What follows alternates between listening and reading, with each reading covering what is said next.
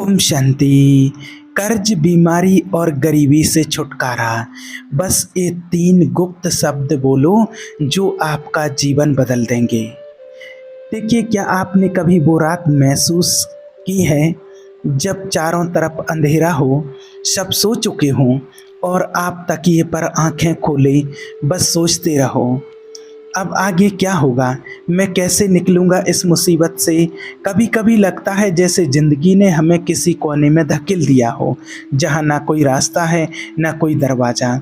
बस कर्ज का पहाड़, बीमारी का दर्द और गरीबी की चुपचाप चुभन।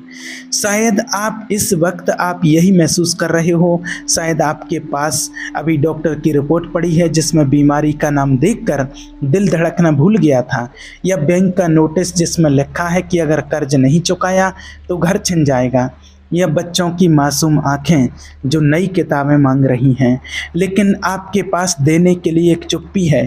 पर आज आप सुनो, आज जो आपको बताने वाले हैं वो कोई किताब में लिखी कहानी नहीं है, ये कोई मोटिवेशनल डायलॉग भी नहीं है। ये 3 ऐसे गुप्त शब्द हैं जो ईश्वर ने हमें दिए हैं, जिनमें इतनी ताकत है कि वो आपकी ज़िंदगी की जड़ से कर्ज, बीमारी और गरीबी को जड़ से उखाड़ कर फेंक सकते हैं। हाँ, और हम ये भी जानते हैं कि अभी आपके मन में शक है। आप सोच रहे होंगे, क्या सच में इतना आसान है? बस 3 शब्द और ज़िंदगी बदल जाएगी। आपको देखिए, झूठी उम्मीद देने नहीं आए हैं, आज आपको याद दिला रहे हैं कि ईश्वर ने आपके लिए पहले ही रास्ता बना रखा है। समस्या चाहे कितनी भी बड़ी हो, वो पहले ही जीत का प्लान तैयार कर चुके हैं और आज आपको वो प्लान खोलकर बताते हैं। ऐसा अक्सर लोगों को देखा है कि लोग सालों तक मेहनत करते हैं पर कर्ज का ब्याज उनकी पूरी कमाई खा जाता है। लोग महंगे इलाज के लिए घर बेच देते हैं पर दर्द और बढ़ जाता है।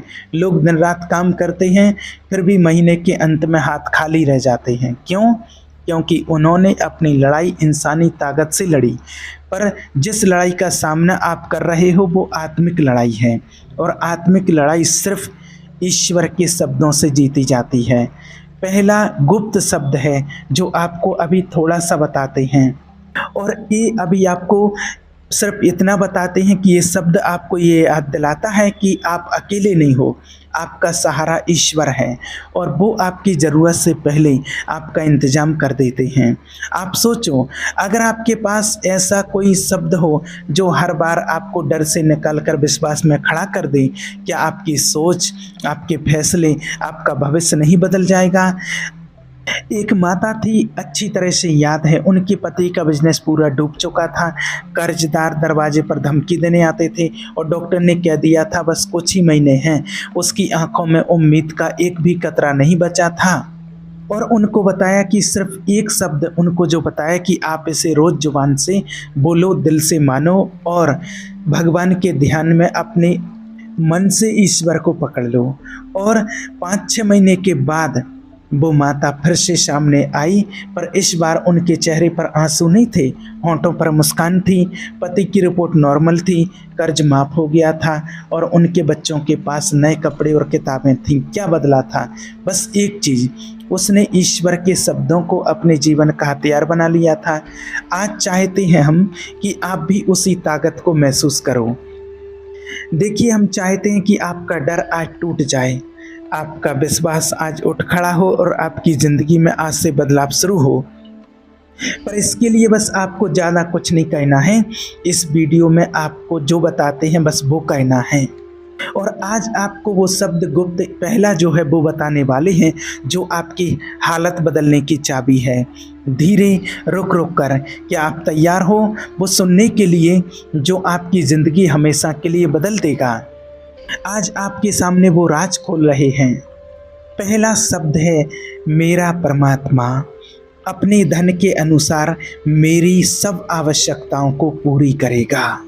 ये सिर्फ कोई एक शब्द नहीं, कोई एक वचन नहीं है, एक वादा है। और अगर आपके पास ये विश्वास है कि ईश्वर कभी अपने बच्चों को अधूरा नहीं छोड़ते हैं, ये शब्द एक घोषणा है कि आपकी ज़रूरत चाहे कितनी भी बड़ी हो, भगवान के पास उससे भी कई ज़्यादा है और वो अपनी महिमा में से यानी कि अपनी असीम संपत्ति और शक्ति में से आपको देंगे। और इस शब्द का मतलब क्या है आप समझने की कोशिश कीजिए। इसमें क्या बताया है कि सब आवश्यकताएं, यहाँ पैसा नहीं लिखा है। अगर आपको खाने की ज़रूरत है तो वो आपको भोजन देगा, अगर आपको इलाज की ज़रूरत है तो वो आपको पैसा देगा, अगर आपको काम की ज़रूरत है तो वो भी देगा, अगर आपको शांति की ज़रूरत है तो वो भी मिलेगी। ये सिर्फ रोज़मर्रा की ज़रूरतें नहीं बल्कि आपके दिल की गहराइयों की ज़रूरतें भी हैं। और नंबर 3, अपने धन के अनुसार। आप मान लो कि कोई अरबपति आपको मदद करे, अगर वो आपको 500 रुपये देता है तो वो अपने धन के अनुसार नहीं बल्कि अपनी इच्छा के अनुसार देता है। और पर अगर वो अपने धन के अनुसार देता है तो उसकी मदद आपकी कल्पना से बहुत ज़्यादा होगी। भगवान यहाँ कहते हैं वो अपनी असीमित महिमा के अनुसार देते हैं, यानी वो किसी इंसान की तरह माप तोल कर नहीं बल्कि अपनी अनंत शक्ति और भंडार से देते हैं। और सबसे बड़ी बात है कि बहुत से लोग इन चीज़ों को पढ़ते हैं, सुनते हैं, लेकिन वो मानते नहीं हैं। शब्दों की ताकत तब खुलती है जब आप उसे अपने दिल में जड़ बना लेते हो। जब आप बार बार कहते हो मेरा भगवान मेरी सब आवश्यकताओं को पूरा करेगा, तो आपका मन डर से भरने की जगह विश्वास से भरने लगता है। आपकी सोच बदलती है और सोच बदलने से आपके फैसले बदलते हैं और फैसले बदलने से आपका भविष्य बदल जाता है।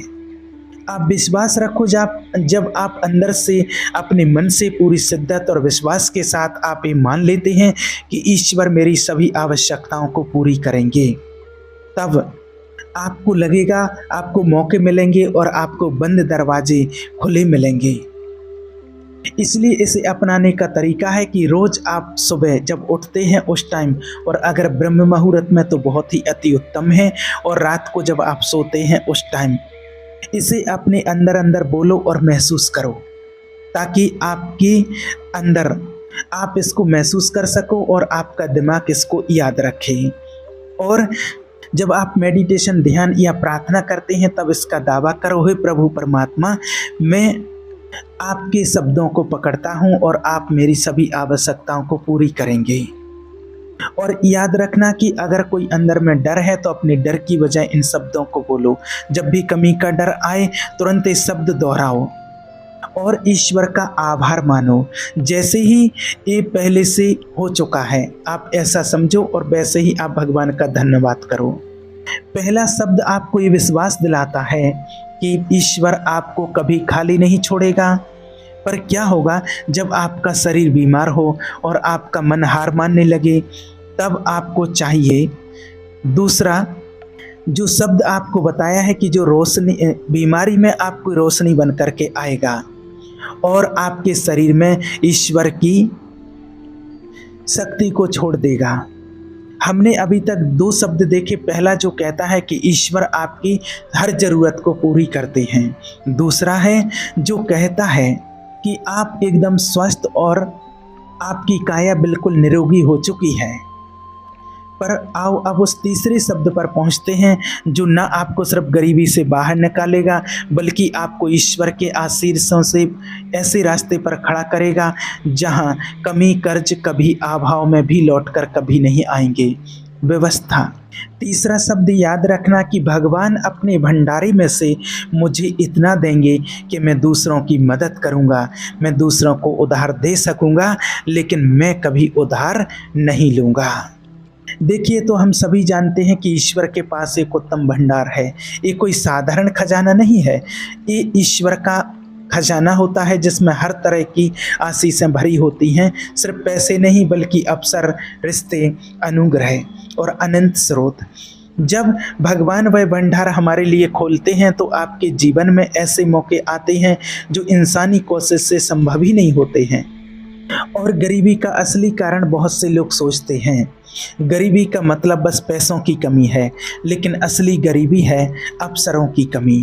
कभी कभी लोग बहुत मेहनत करते हैं पर गलत समय पर गलत जगह होते हैं, इसलिए उनका फल चोरी हो जाता है।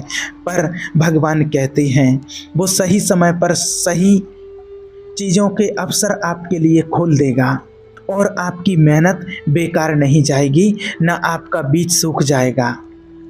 और भगवान इतना देगा कि आप दूसरों की मदद कर सकेंगे। आप उधार देंगे पर उधार लोगे नहीं। आपका जीवन इतना प्रभु की आशीषों से भरा हो कि आप दूसरों की मदद करो, लेकिन आपको कभी किसी से मांगने ना पड़े। गरीबी हमेशा आपको नीचे झुकाती है, पर ईश्वर का आशीर्वाद आपको हमेशा ऊपर खड़ा करती है। जब भगवान आपको समृद्ध करते हैं तो वो सिर्फ आपको अपने लिए नहीं, बल्कि आपके जरिए औरों को भी देने के लिए करते हैं। और याद रखना, ईश्वर कभी आपको किसी चीज़ के मोहताज नहीं होने देंगे अगर आप उनमें विश्वास रखते हैं। और अपनी मेहनत और ईमानदारी में कभी कमी नहीं होने देना। और अच्छे कर्मों का बीज वो अपनी आय में से एक हिस्सा दूसरों की मदद के लिए रखो। और समय की पहचान करो, ईश्वर के समय पर भरोसा रखो, जल्दीबाजी ना करो। और ये तीनों शब्द याद रखो, ईश्वर आपकी ज़रूरतों को अवश्य पूरा करेंगे। दूसरा, आपको निरोगी बनाएंगे। और तीसरा है, आपको इतनी आशीष मिलेंगी, परमात्मा इतना देगा कि आप दूसरों को भी मदद कर सकोगे। ये तीनों शब्द मिलकर आपकी ज़िंदगी में पूर्ण स्वतंत्रता लाते हैं, कर्ज से, बीमारी से, गरीबी से। आपने अब तक इन तीनों शब्दों को सुना है, भगवान मेरी ज़रूरतों को पूरा कर रहे हैं। ये शब्द आपको बिल्कुल दिल से बोलना है। दूसरा है, मैं एकदम स्वस्थ हूँ, बिल्कुल निरोगी हो चुका हूँ। तीसरा है, ईश्वर का भंडार खुलेगा और इतना मुझे परमात्मा देगा कि मैं दूसरों की मदद कर सकूँगा, ना कि मुझे दूसरों से मांगना पड़ेगा। और ये तीनों शब्द जब आप दिल से अपने निकालते हो, बोलते हो विश्वास के साथ, तो ये ऐसी ढाल निकालते हैं जो कर्ज, बीमारी और गरीबी को आपकी ज़िंदगी से बाहर रखते हैं। लेकिन याद रखना कि शब्दों को बोलना और शब्दों को महसूस करके जीना, ये दोनों अलग बातें हैं। आज हम जानेंगे कि ऐसे अपने जीवन में कैसे जिया जाए। देखिए, शब्दों को सुनना विश्वास की पहली सीढ़ी। विश्वास ईश्वर में करने से, ईश्वर पर विश्वास करने से आता है।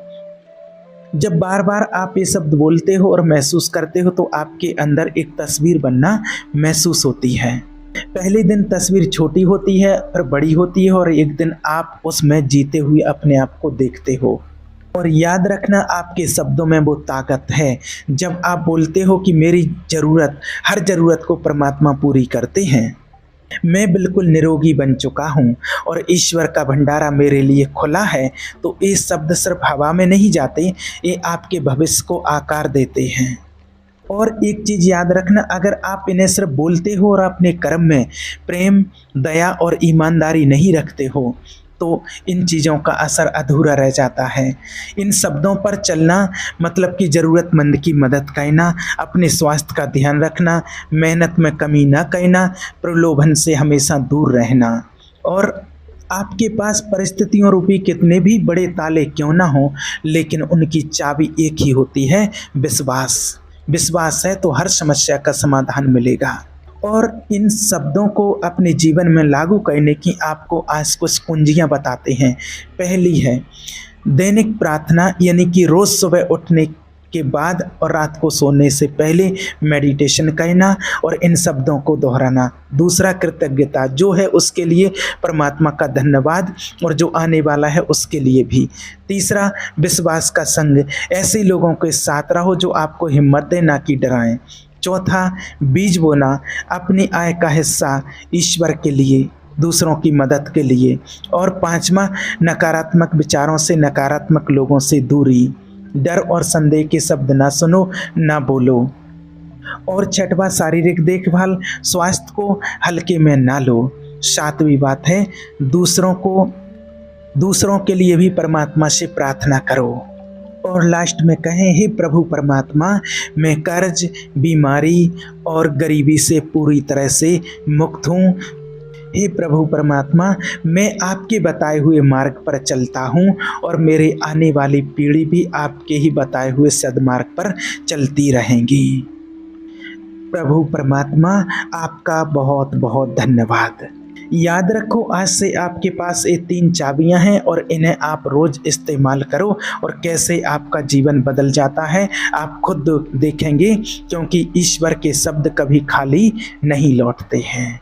ओम शांति।